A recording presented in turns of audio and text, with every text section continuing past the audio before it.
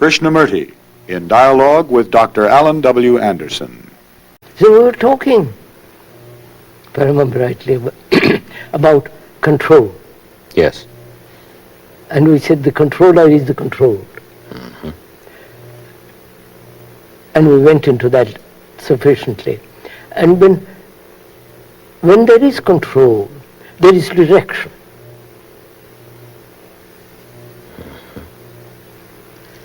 Direction implies will.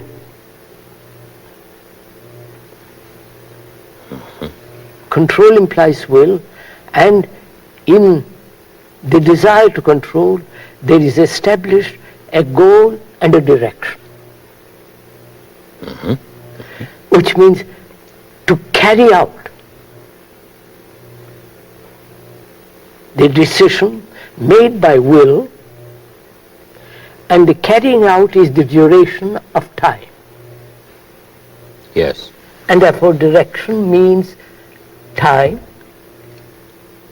control, will, and an end. All that's implied in the word control. Isn't it? Mm-hmm. So what place has will in meditation and therefore in life?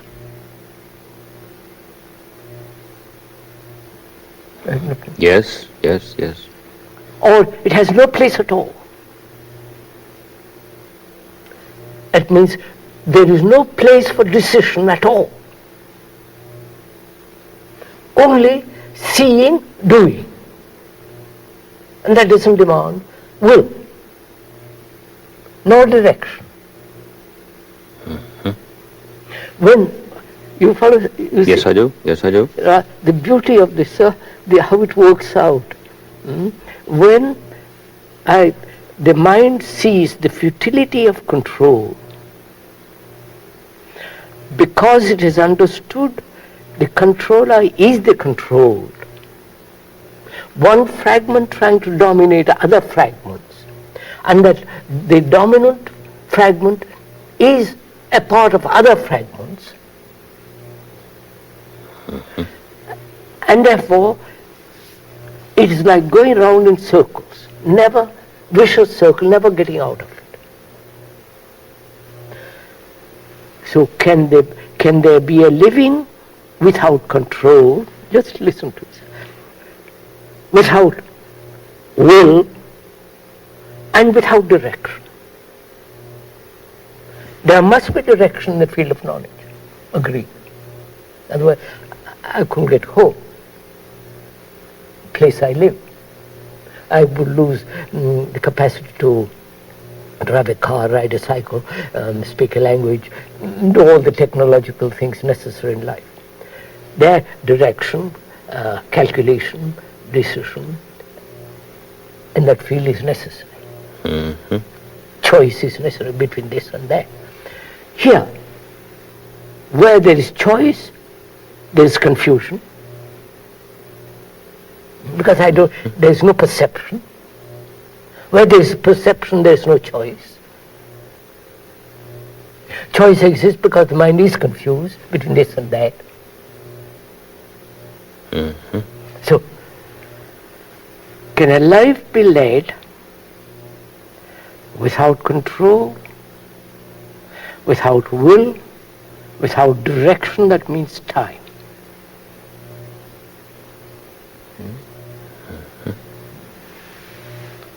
And that's meditation. Not just a question, an interesting, perhaps a stimulating question, but a question, however stimulating, has no meaning by itself. It has a meaning in living. Meditation covers the whole field of living, not one segment of it. Therefore, living a life without control, without the action of will, decision, direction, achievement. Is that possible? If it is not possible, it's not meditation. Mm-hmm.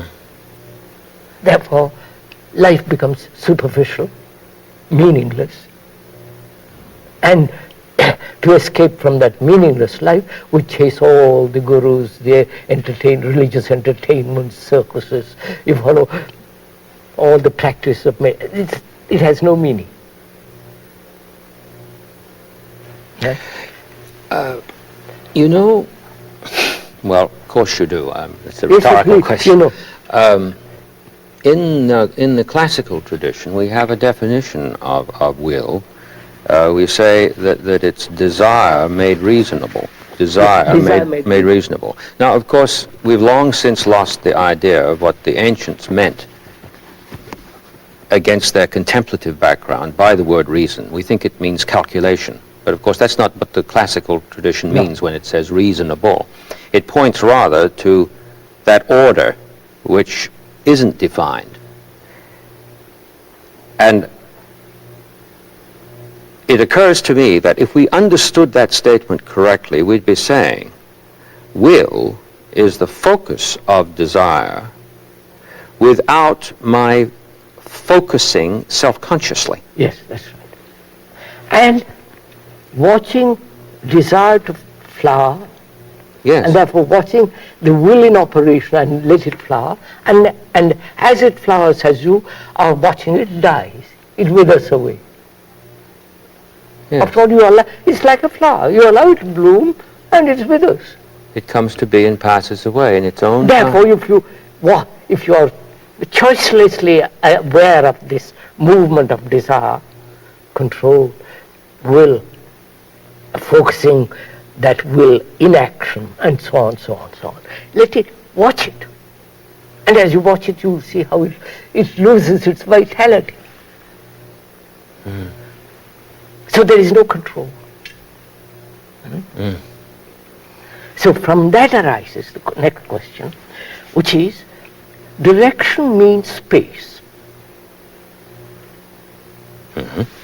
Yes, of course. It's very interesting. It is. It is. What is space? Space which thought has created is one thing. Space that exists in heaven, in our, what is it? In the universe, space. There must be space for a mountain to exist. There must be space for a tree to grow. There must be space for a flower to bloom. So, what is space, and have we space? Or are we all so limited physically to living in a little apartment, little houses, no space at all outwardly, and therefore having no space, we become more and more violent? Yes. I don't know if you have watched of an evening when all the swallows are lined up on a bar. Oh, yes. And how exact spaces they have in between. You follow, sir? Have you? It's Yes, marvelous. it's marvelous, yes. To see this space. And space is necessary. And we have no space physically. More and more population and all the rest of it. And therefore more and more violence. More and more living together in a small flat. 1,000 people, crowded. Breathing the same air, thinking the same thing, seeing the same television, reading the same book, going to the same church, believing the same thing. You follow? The same sorrow, the same anxiety, the same fears. My country, all that. So, mind and so the brain has very little space.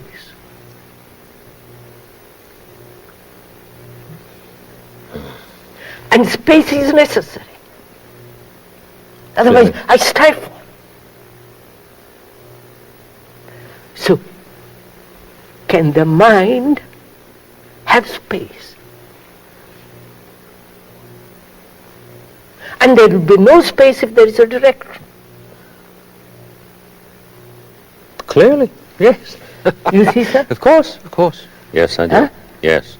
There is no space if direction means time.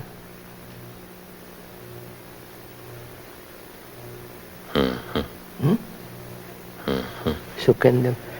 And when the mind is occupied with family, with business, with God, with drink, with sex, with experience, occupied, filled, there's no space.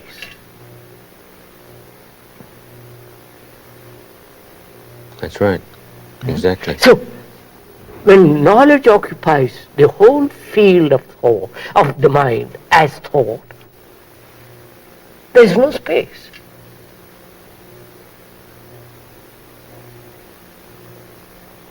And thought creates space around itself. As the me enclosed and you enclosed. We and they. So, the self, the me, which is the very essence of thought, has its own little space.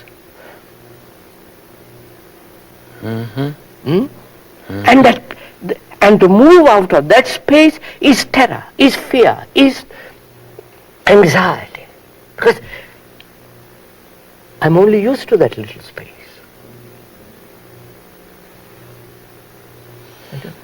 Yes, exactly. That brings us back to the earlier conversation we had when we touched the point of terror. Yes, that's right.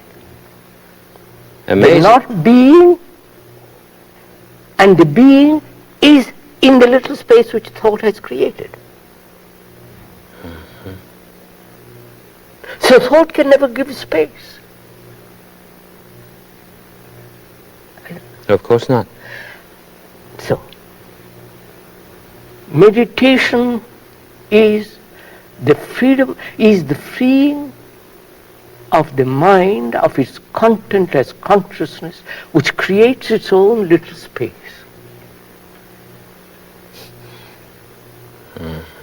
You follow that? Yes, I do. So, from that says, is that possible? Because I'm occupied with my wife, my children, my responsibilities. I care for the tree, I care for the cat, I care for this and that. And I'm occupied. World is getting more and more overpopulated. Cities are going more and more, spreading, suburbs and so on. Man is getting less and less space. Therefore, driving out animals, killing before. Killing the American Indians, killing the Indians in Brazil and so on. They are doing this, actually going on. Oh, yes. And having no space out there, outwardly, except on occasions I go often to the country and see oh my God, I wish I could live here. But I can't because I've got so on. So, can there be space inwardly? When there is space inwardly, there is space outwardly. Exactly. Yes. But the outward space is not going to give the inner space. The inner space of mind that is free from occupation, though it is occupied at the moment, with what it has to do, it is occupied. But free, the moment it finishes, it's over. I don't carry the office to my home. It's over. So space in the mind means the emptying of consciousness of all its content, and therefore the consciousness which thought as the me has created ends, and therefore there is space. And that space isn't yours or mine, it's space.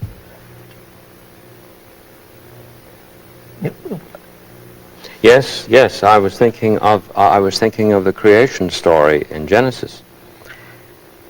The appearance of space occurs when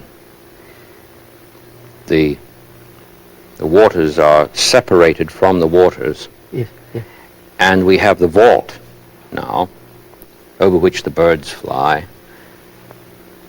And this space is called heaven. Isn't it? And in the context it is heaven. It is heaven. That's right. Yes, yes, of course. But then we read that, you see, and we don't... Fortunately, Yeah. I don't read any of those things. I don't. Right. Goodness. So space, direction, time, will, choice, control. You understand, sir? Now, all that has importance in my living, in the daily living of my life, of every human being. If he doesn't know what the meaning of meditation, he merely lives in that field of knowledge. And therefore that becomes a prison. And therefore that being a prison, he says, I must escape through entertainment, through gods, through this and through that, through amusement. You know, that's what's actually taking place. The word vacation. Vacation, that's right. Says it all. Yes, that's doesn't right. it? Yeah, absolutely. To vacate is to exit into space. Space.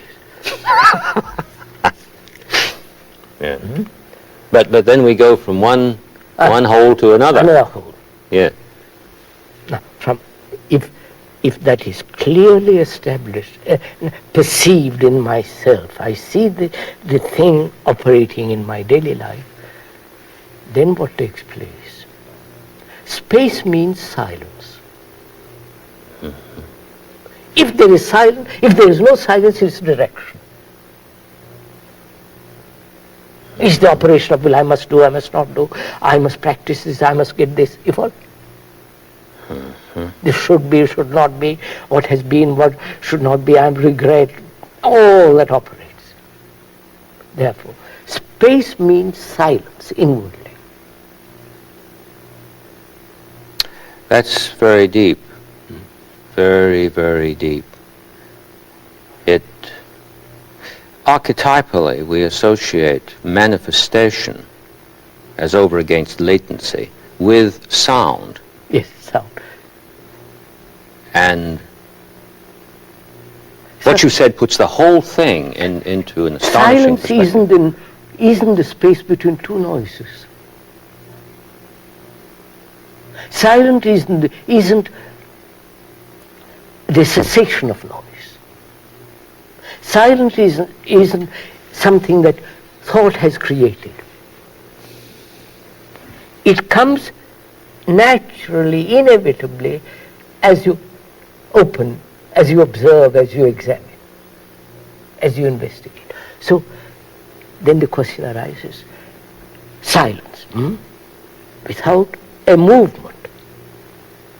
Movement of direction, movement of thought, movement of time, or silence. Now, that silence, can that operate in my daily life?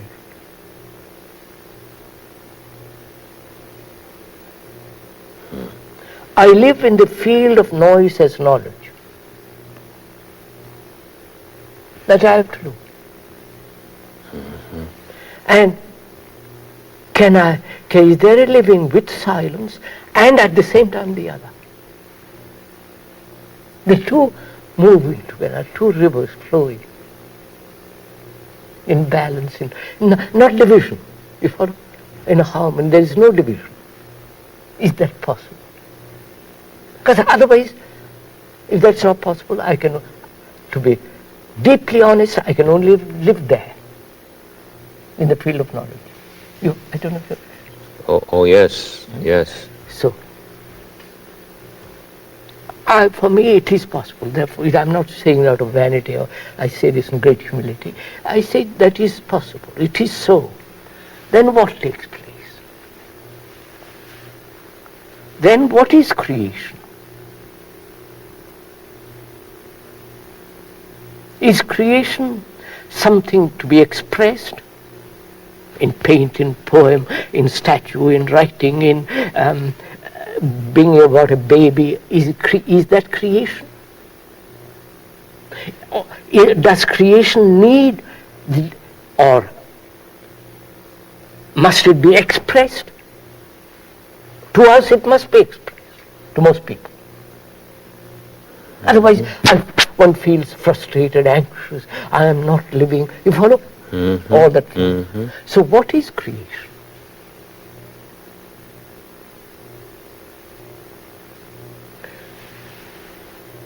One can only answer that if one has really gone through all this.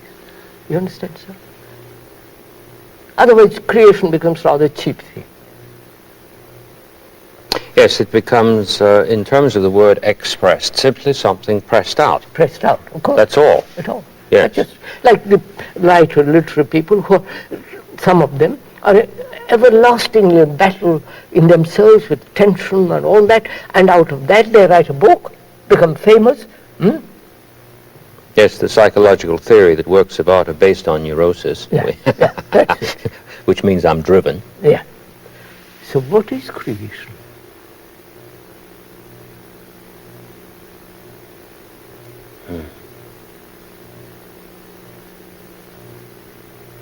Is it something,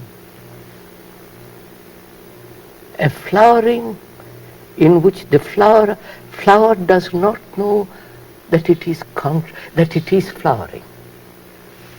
I don't. Exactly. Exactly. Have I made it clear? Yes, you've made it very, very clear. All through our conversations, the one word that has, for me, been like the clean blade of a two-edged sword, has been this word act. Yes, sir. But not act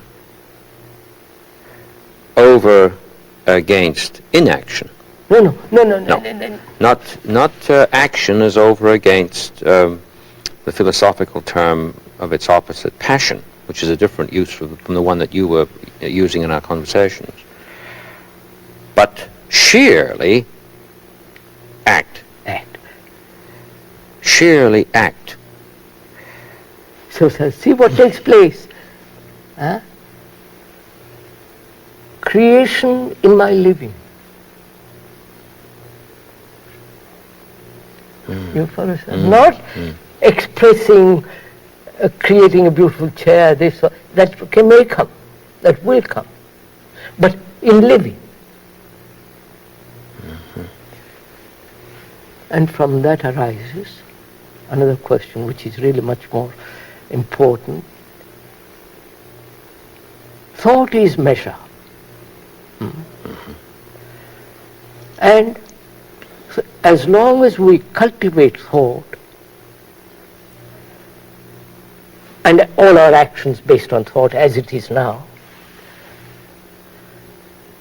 the search for the immeasurable has no meaning. I can give a meaning to it. Say there is the immeasurable. There is the unnameable. There is the eternal. Don't let's talk about it. It is there. It has no meaning. That's just a supposition, a speculation, or the assertion of few who think they know. One has discarded all that. Therefore now, when the mind is utterly silent, what is the immeasurable? You follow, sir? What is the everlasting? What is the eternal? Not in terms of God, all these things man has invented. Actually to be that. I don't know if Now, silence in that deep sense of that word opens the door. Because you got there all your energy. Not a thing is wasted. There is no dissipation of energy at all. Therefore, in that silence there is summation of energy. Precisely. Not stimulated energy, not self-projected energy, and so on. So that's all too childish. Because there is no conflict, no control, no reaching out or not reaching. searching, asking, questioning, demanding, waiting, praying, none of that. Therefore there is tremendous, all that energy which has been wasted is now gathered in that silence. Mm-hmm. That silence has become sacred. Because obviously, of course it has. It has not the sacred thing which thought has invented. No, not the sacred over against the profane. No, all that kind of stuff. No. So, it is only such a sacred mind can see this, the most supreme sacred. The essence of all that is sacred, which is beauty. You follow that? I do. So there it is. God isn't something that man has invented or created it out of his image and longing and failure. But when the mind itself becomes sacred, then it opens the door to something that is immeasurably sacred. That is religion. And that affects the daily living. The way I talk, the way I treat people, the conduct, behavior, all that. Mm-hmm. That is the religious life. If that doesn't exist, then every other mischief will exist. However clever, however intelligent, however all that. And meditation does not occur in the context of all this disorder.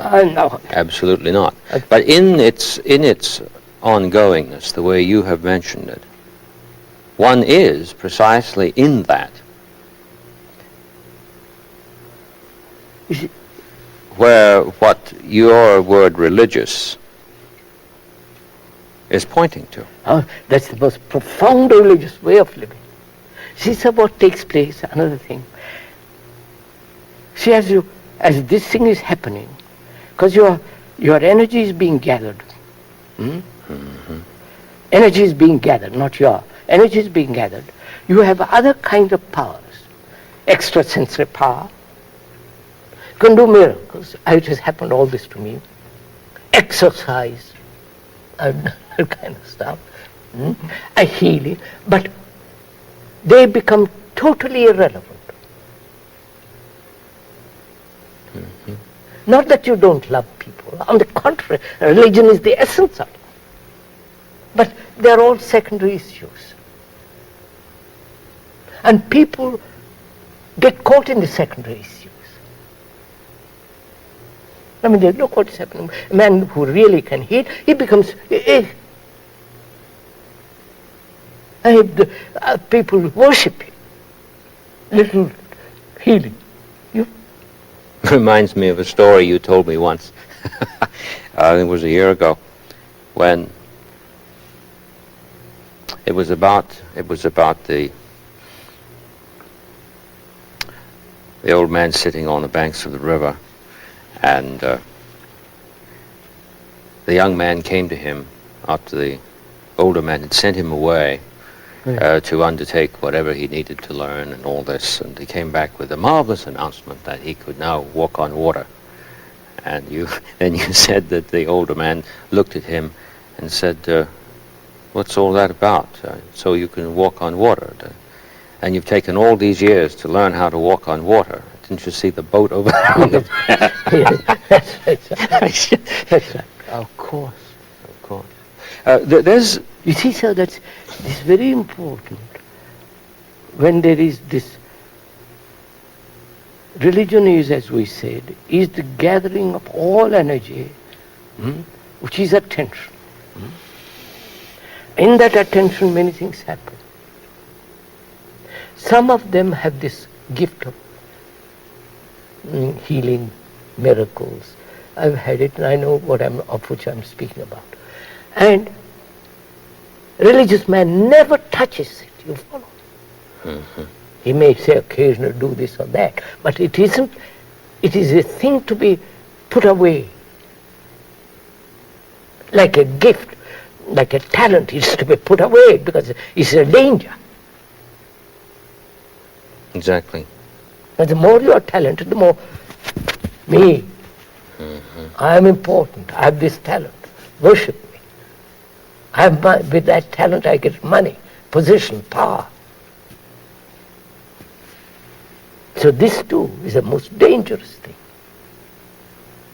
So a mind that's religious is aware of all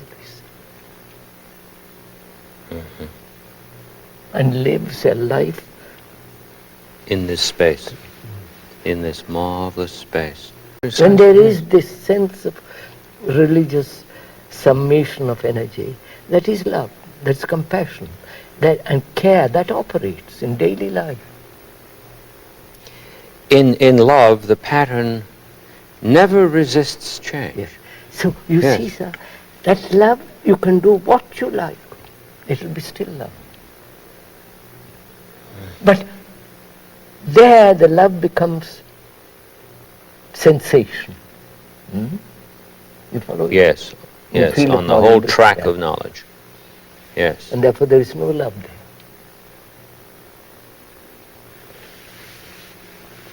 Yes, that image of the Lionel train, the toy that goes round and round and round, isn't that extraordinary?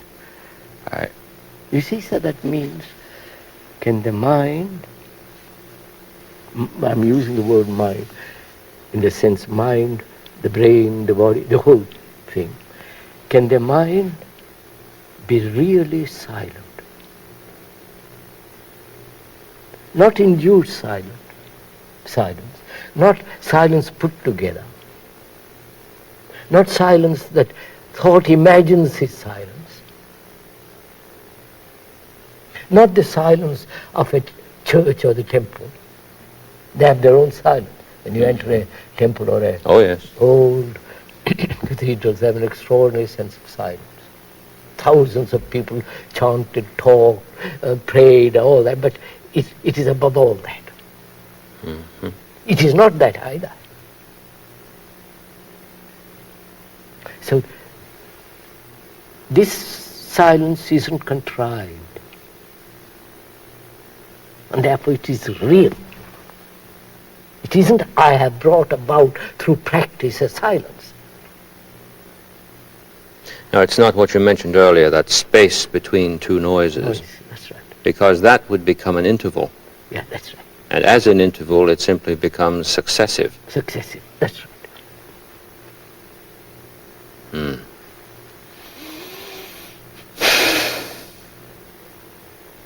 This is extraordinary in terms of the continuing return to question. It seems to me that it's only in the attitude of the question that there's any possibility for even intuiting from afar the possibility of the silence, since already the answer is a noise. So, sir, there's something very interesting. Does this come about through questioning? No, I didn't mean to suggest that questioning generates it. I meant that simply to take a step back from the enthrallment and enchantment with answers is in itself a necessary step. And that in itself has its own terror. Of course. But I'm asking, is silence, is this sense of immeasurable, does that come about by my questioning? No.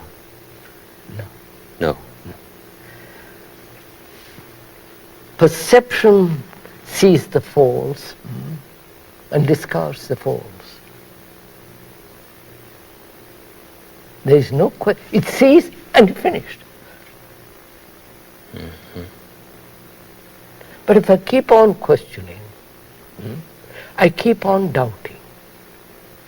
Doubt has its place, but it must be kept on a leash. Now, let me ask you a question here, if I may.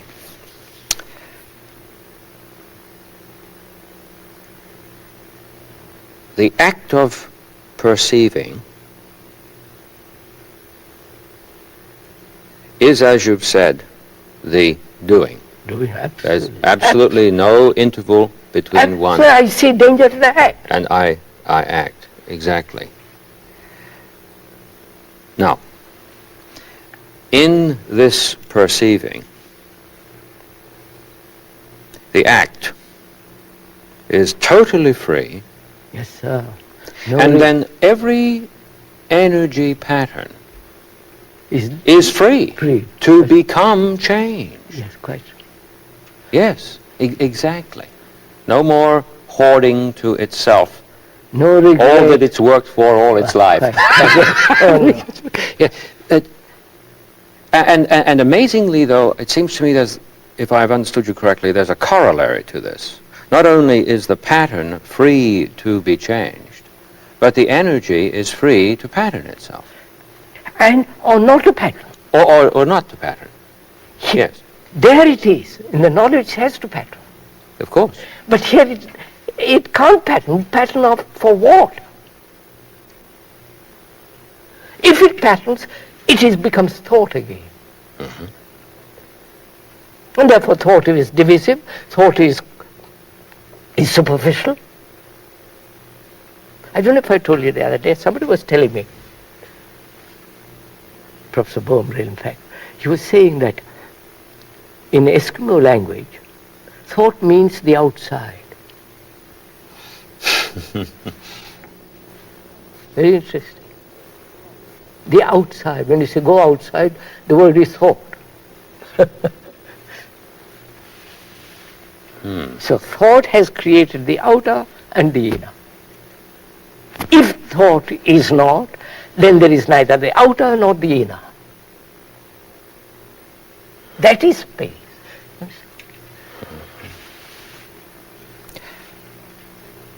It isn't I've got inner space. No. We've been talking about meditation in relation to religion, and I simply feel I must ask you to speak about the interrelationship of prayer to meditation, with meditation, because conventionally we always refer to prayer and meditation. No, I don't. To me, prayer is no place in meditation. To whom am I praying? Whom am I supplicating, begging, asking? A prayer as petition has no place Petition, in this. that. Is there any is there any use of the word prayer that would be consonant with what we've been talking about? If there is no petition, you understand, deeply, inwardly, there is no petition. No grabbing, grasping. Because the grabber is the grabbed. Mm-hmm. Exactly. Mm-hmm. If there is no petition, what takes place?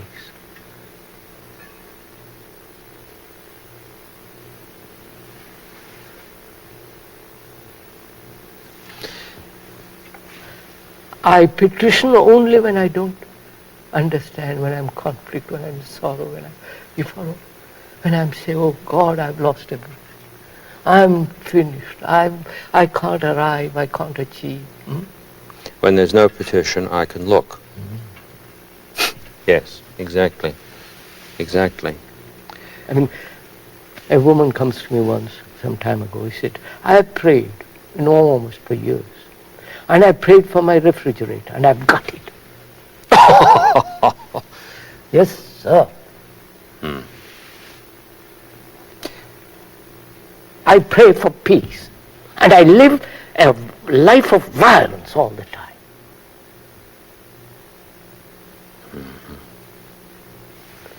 I say, I pray for my country. And I've divided the country, opposed to another country. And I pray for my country. It becomes so child. In conventional prayers, there's there is usually both petition and praise. Both Of are course, there. praising and receiving. And of course, you must know in Sanskrit, it always begins some parts of it praising, and then begging. And yeah, there's a marvelous chant which is asking protection of the gods. Protection. And this is, may you protect my steps. Yes, yes. Praising God, then saying, please protect my steps. So, if there is no petition, because the petitioner is the petitioned, the beggar is the begged, is the receiver, then what takes place in the mind? No asking. Immense quietude. Immense quietude. The proper sense of whatever the word tranquility points to. Right. That is real peace. Not the phony peace they're all talking about. Politicians and the religious people. That's really no asking a thing. There's a very beautiful biblical phrase, the peace that passeth understanding. I've heard that phrase when I was a small boy.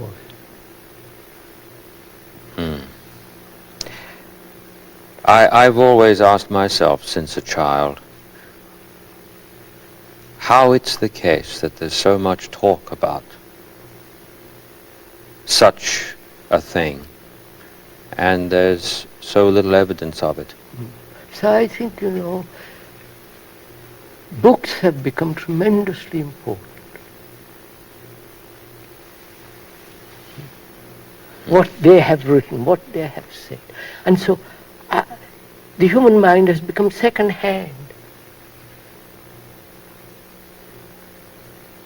Or the mind that has acquired so much knowledge about what other people have experienced about reality. How can such a mind experience or find or come upon that thing which is original?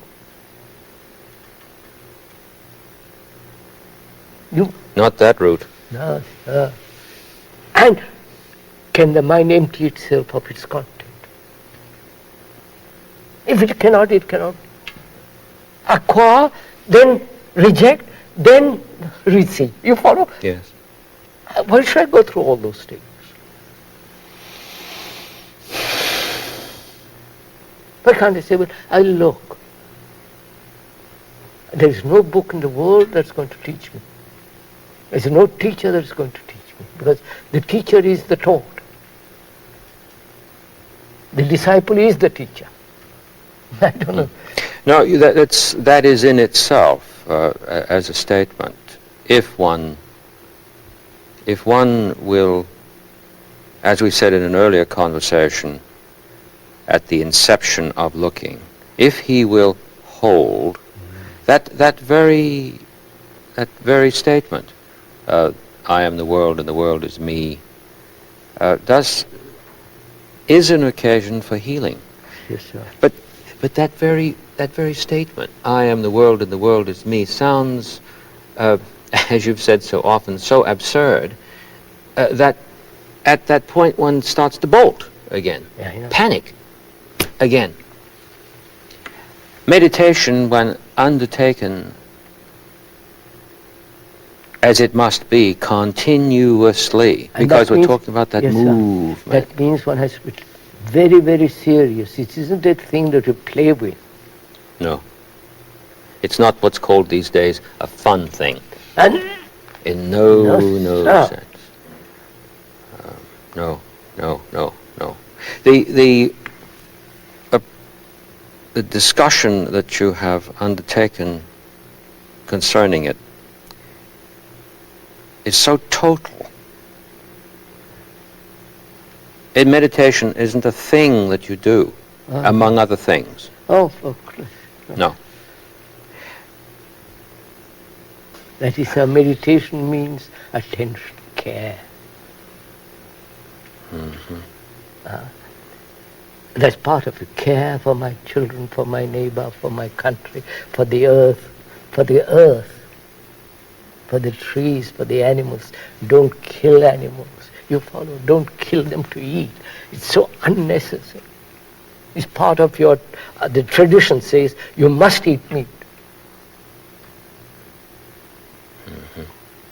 Oh, therefore, sir, all this comes to a sense of deep inward seriousness, and that seriousness itself brings about attention, care, and responsibility in all that we discussed. It isn't that one has gone through all this. One sees it. And the very perception is action which is wisdom. Because wisdom is the ending of suffering. It isn't carelessness, it's the ending of it. And the ending of it means the observation, the seeing of suffering, not to go beyond it, refuse it, rationalize it or run away from it, just to see it, live it, let it flower. And as you're choicelessly aware of this flowering, it comes naturally to wither away. I don't have to do something about it. Marvelous, marvelous how energy can be free to pattern itself or not pattern itself. The pattern is free to be energized, or the whole thing is simply all round. Yes, it covers the whole of man's endeavor, his thoughts, his anxiety, everything it covers. So in our conversations, all through, we have reached a point of consummation here, Yes. where it is Yes. round.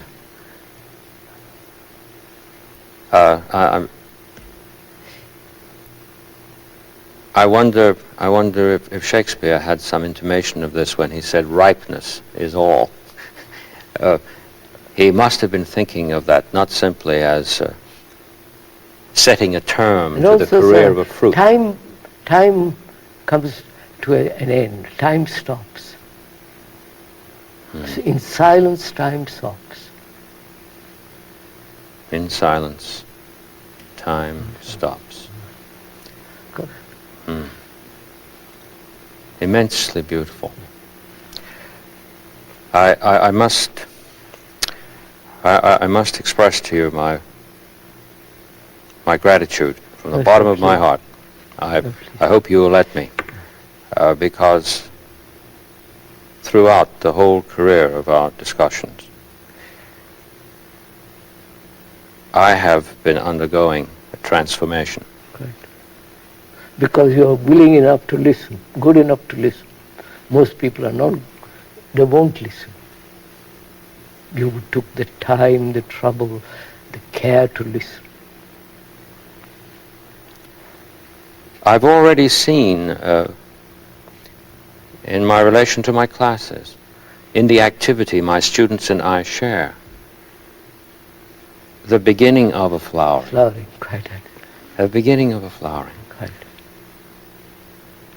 Thank you so much again. No, Thank you. Thank you.